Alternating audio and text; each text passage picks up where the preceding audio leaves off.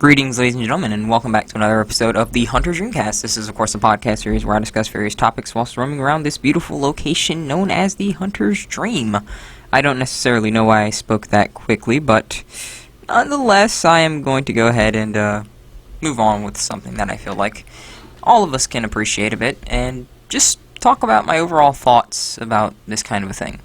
So, as you can see by the title and thumbnail, I'm sure that you understand that I'm going to be talking about the concept of the American dream.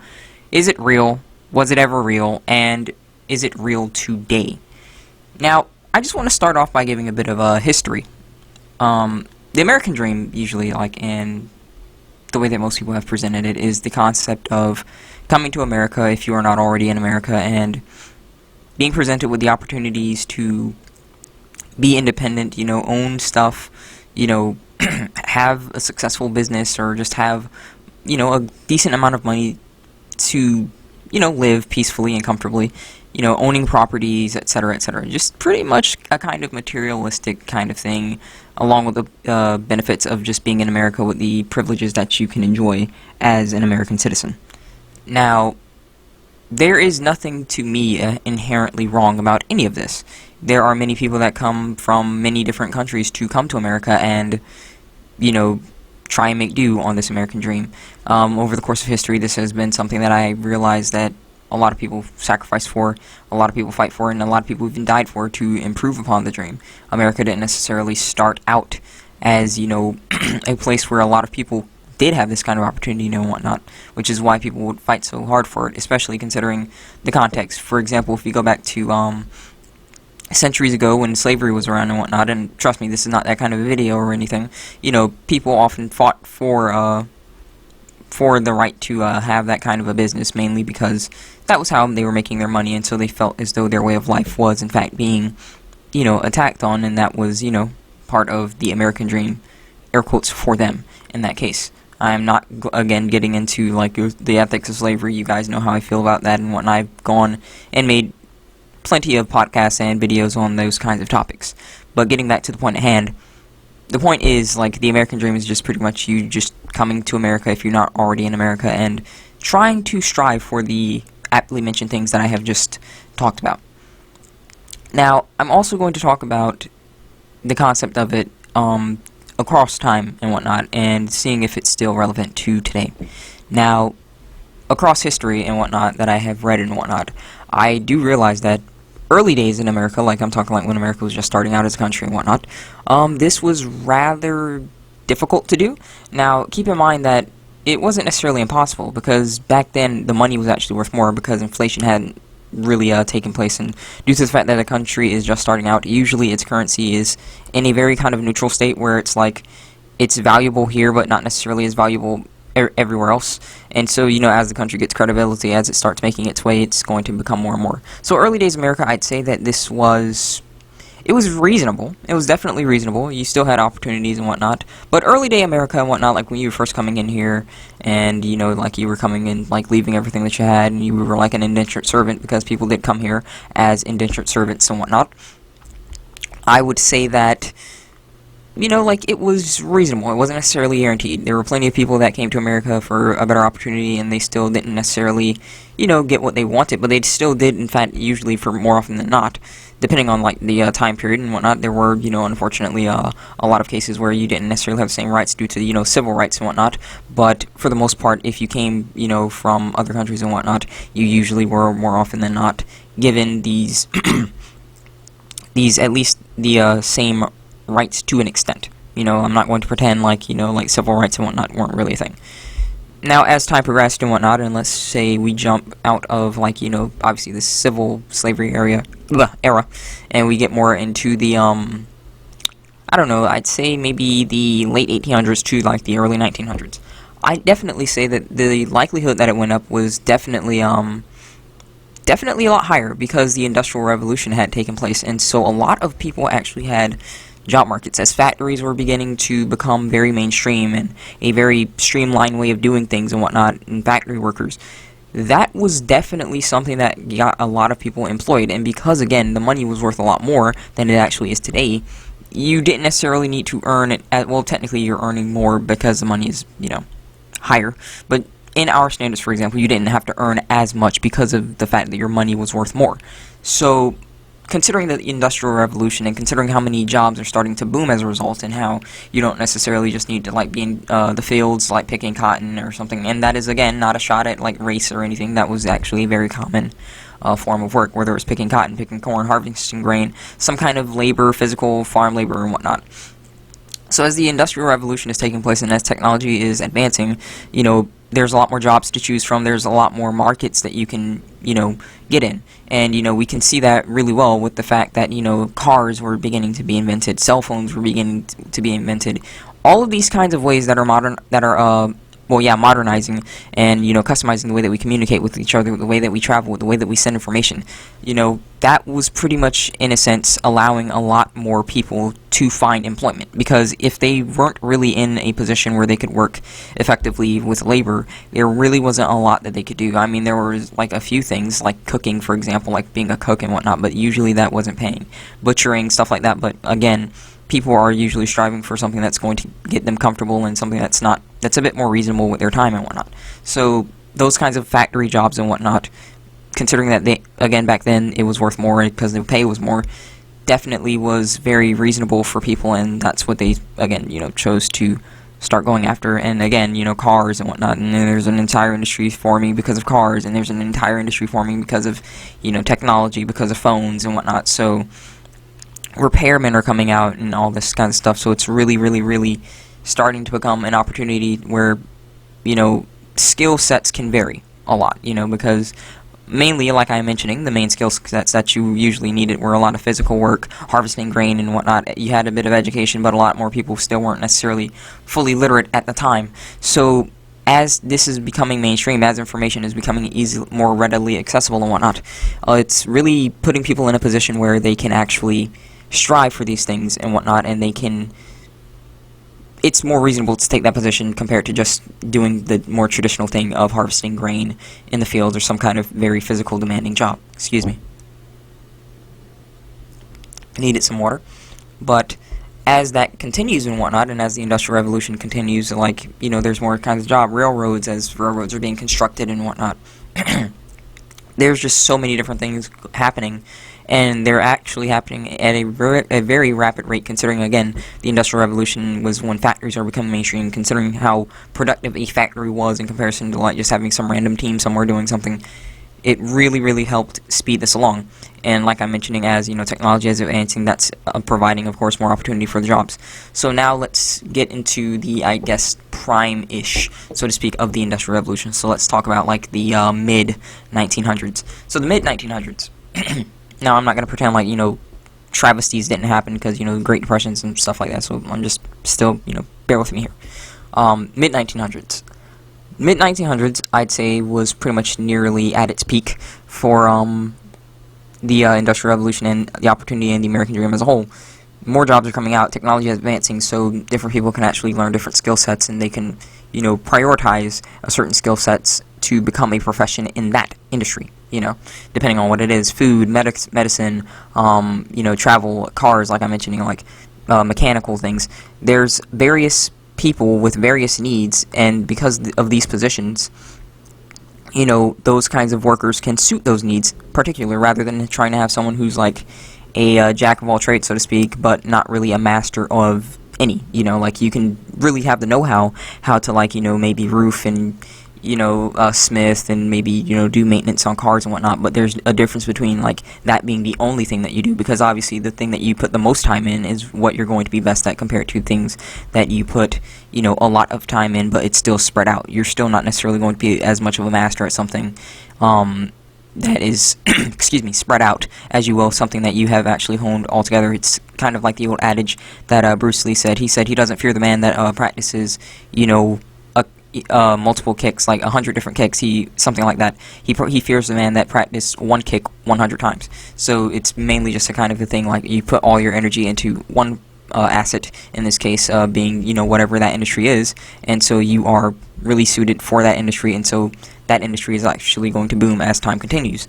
And considering that it's the 1950s and whatnot, You really saw that, which is why the job market varied so much, and that's why you could get so many kinds of jobs and whatnot. And keep in mind, also, like, a very big important thing was that the job market was a lot more reasonable than it was now. The job market definitely accepted the fact that, you have to start somewhere. You could walk into a building and potentially be working that same day because of how the job market worked back then. And so, again, getting a job was a lot easier. I'm not going to pretend like holding one was a lot easier although I do feel like it kind of was in a way. But getting a job was definitely a lot easier. You could walk into a building and begin working pretty much the same day and whatnot.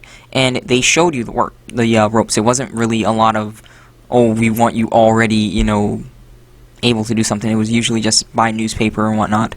And, hey, we're hiring, come in here, come inside, or just even ask. And again, you could easily have a job by the end of the day.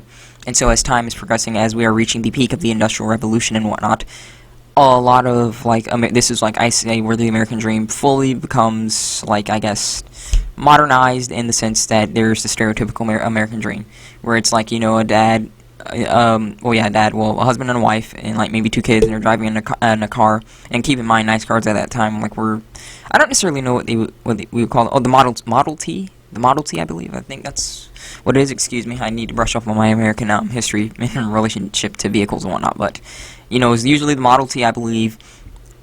And they definitely had that little picture. And that's where they were going, and they were going around, going to restaurants, going to travel and things like that. So that was the American dream in its typical sense. So I'd say reaching more so now into the late 1800s and whatnot, and approaching the next millennia of, not millennia, but century, excuse me, of the 2000s. So let's talk about the late era. So late era, this is where a lot of things have become very technologically advanced. Not necessarily at its peak, but definitely at its it's approaching its peak, like our era, for example. So computers are becoming very, very modernized. This is back in the day where computers were very thick, as they say. Had a very big back, and a whole bunch of originally computers started off as this just massive mess of cords and cables, but as I believe it was the microchip or something like that, the microprocessors, I cannot remember the exact name of it. Computers become more mainstream, more offices can have computers, more people are beginning to realize the benefits of the internet and whatnot, and the internet is actually developing, and you're able to send information a lot faster. So, schooling is becoming even better because of the amount of information that you can have accessible from different people in different parts of the world, because this was a day and age where it was mainly written and oral and whatnot, and so you couldn't necessarily learn all that you could about, say, Germany from just being in America. You actually had to have someone from Germany, talk about German history there and whatnot. Someone who was legible on German history, or literate, excuse me. And so unfortunately for that, that was a time where still a lot of people didn't necessarily have it, but people were beginning to get it, and so computers were definitely becoming more mainstream. They were becoming more affordable and whatnot. And even though they had a big back, which compared to today's standard, that's still pretty large, it was still just pretty much invaluable for most people and whatnot, as we're getting into a new form of not a new form, but as we're getting into computer generated stuff, like movies, for example. We went from the reels and whatnot, and the filming and whatnot, to literally being able to make animations, computer generated models and whatnot. So it's definitely revolutionizing the way that we share information, that we share art and whatnot, and as it's becoming mainstream, it's changing the lives of people. So I'd say that at this point of time, the American dream is still very much alive, and it's also beginning to change as we have access to technology. Telephones and whatnot are becoming very, very mainstream in every household and whatnot, whereas they were a luxury for a certain few.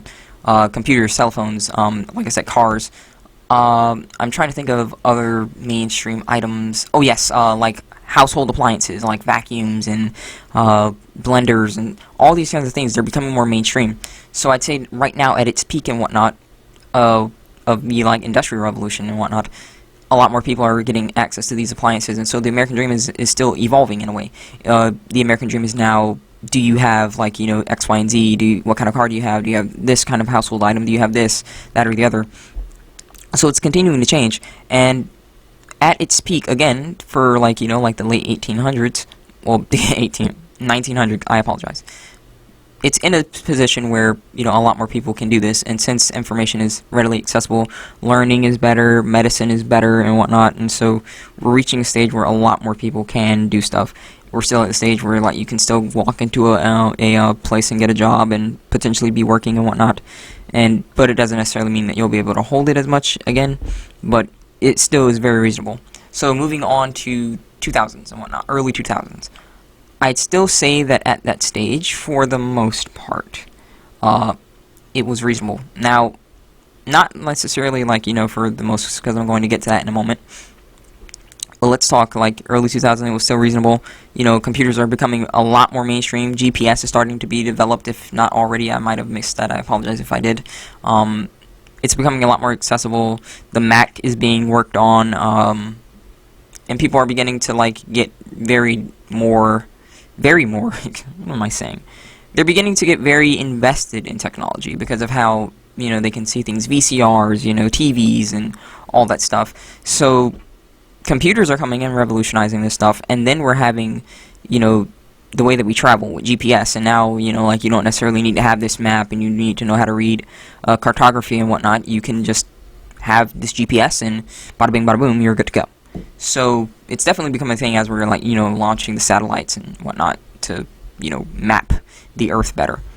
So I'd say at that point it is, and then we get into, like, I guess it's still early 2000s, like, not necessarily 2010 or anything, but, like, say 2004 to, like, 2005. Now, this is where things start getting a bit complicated, because we started entering, well, not 5, but, like 2008 and whatnot. We start entering a kind of, I'm not sure, I believe it was a recession or something, like, it was a state of economic decline. So, unfortunately for a lot of people, the American dream is becoming,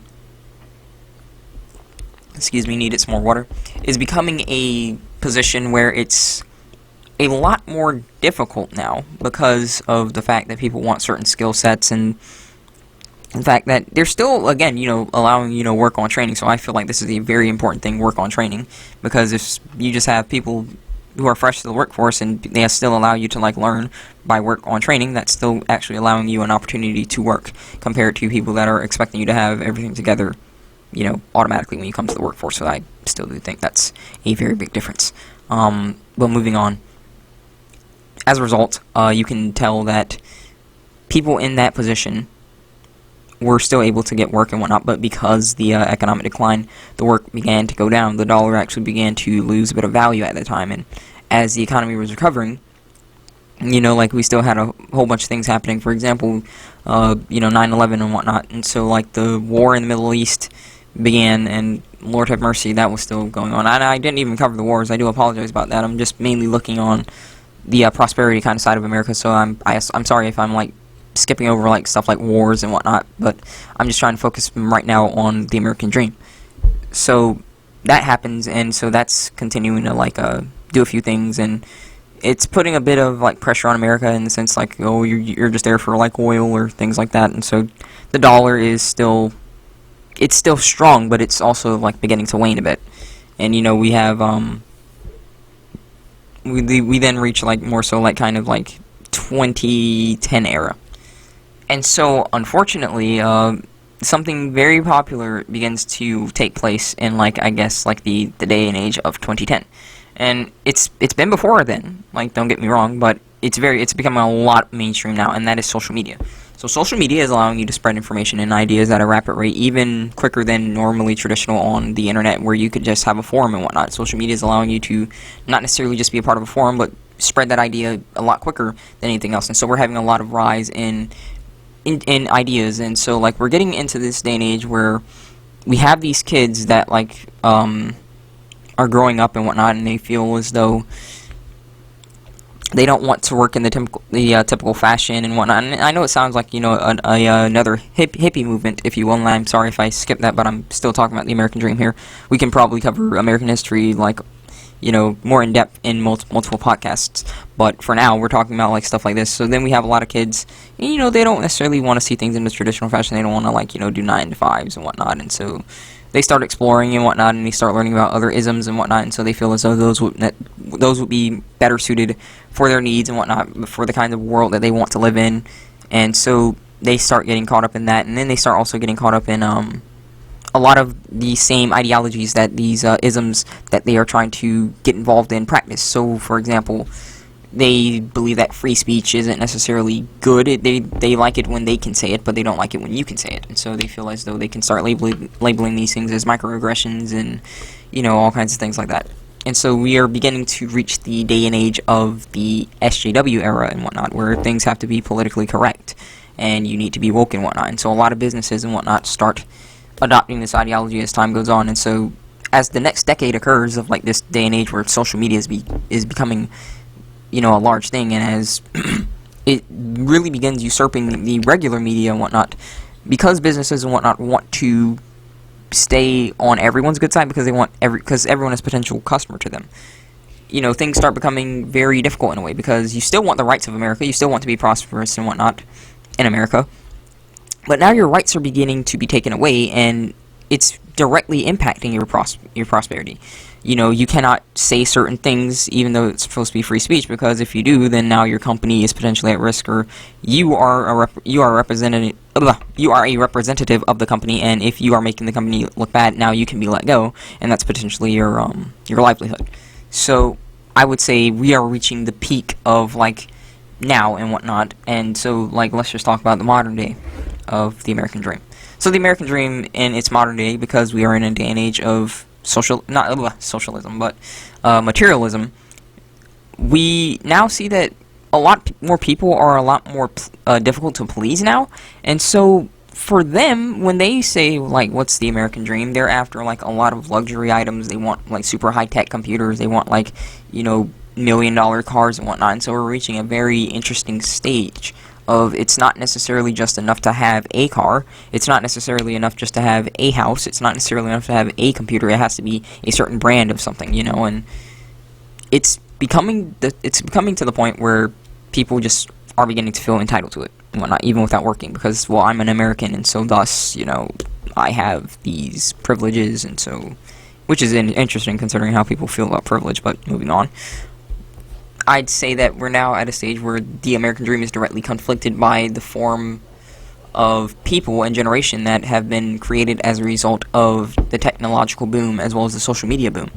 Ideas have been spreading so quickly that people don't really take the context to really look in depth at those ideas and look at the impacts that those ideas have caused, and thus we have a situation that we do now where we have an entire generation of young kids, potentially my generation for example, in a position where they feel as though they're entitled to a lot of things even though they don't work for them, and it has to be that thing. It can't be a brand of that thing or be that exact thing. In this case, like for example, a computer. It must be an Apple. It must be this. It cannot be anything but that. This car that I have to drive must be a Corvette. It cannot be anything else.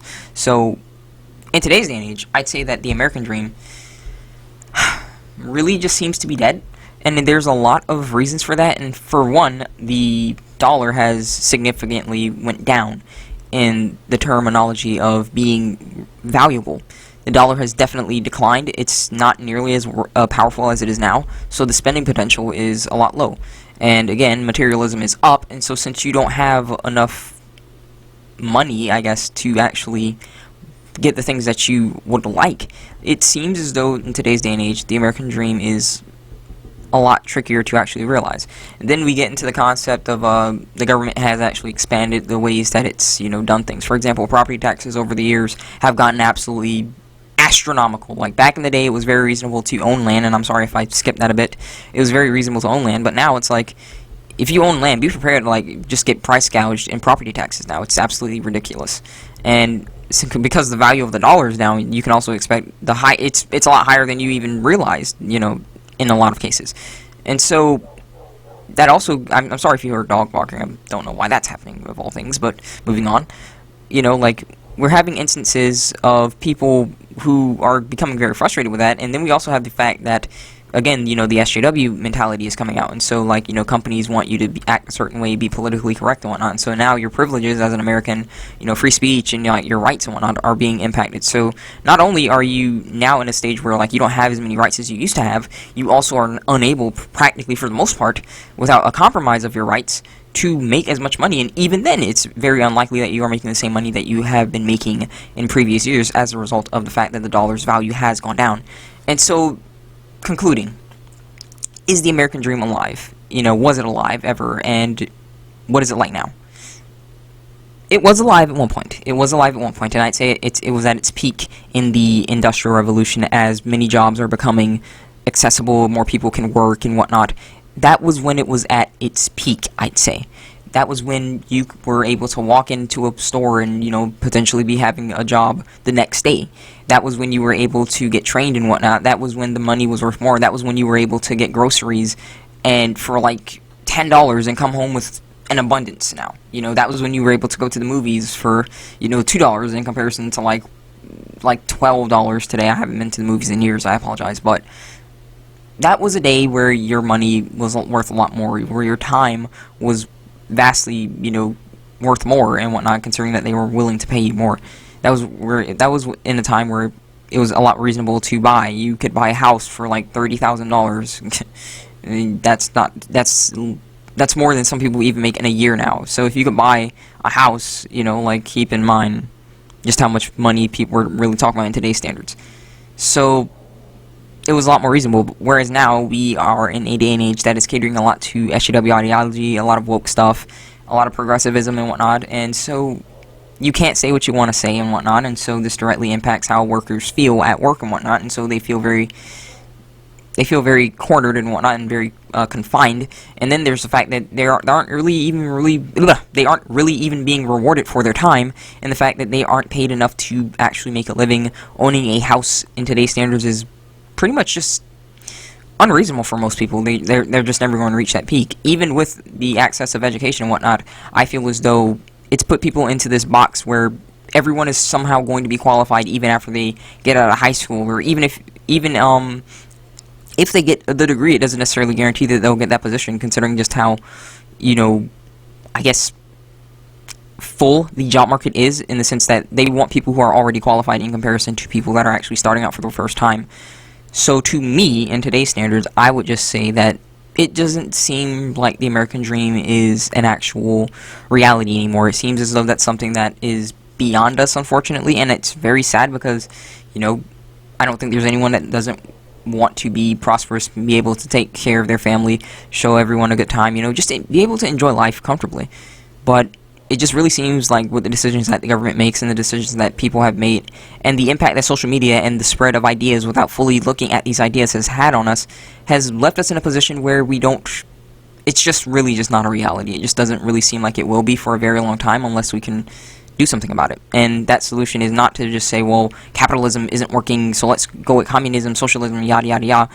It's not so much the isms, it's the fact that the people behind the isms are usually putting themselves in positions to where they are going to benefit the most, and people at the bottom are not going to benefit nearly as much, even if when it was happening a while ago, because it was still happening, you still had more because, like, say the dollar was worth more, and so you were more rewarded for your time. So, concluding, I just don't really feel like it's reasonable today, and, yeah, it's unfortunate, but that was pretty much just me covering the American dream, and I hope that you all enjoyed. It's a very unfortunate situation that we find ourselves in, but nonetheless, I feel like it's important to share this discussion to hopefully spread awareness and get us to a point where it can be at the state where we want it again. So I hope you all enjoyed, and as always, rate the video what you think it deserves. Tell me what you want to see in the future in the comments below. Feel free to check out my amino linked in the comments, well, in the description, as well as my YouTube channel in the description. I would like to thank you all for watching. God bless, and I will see you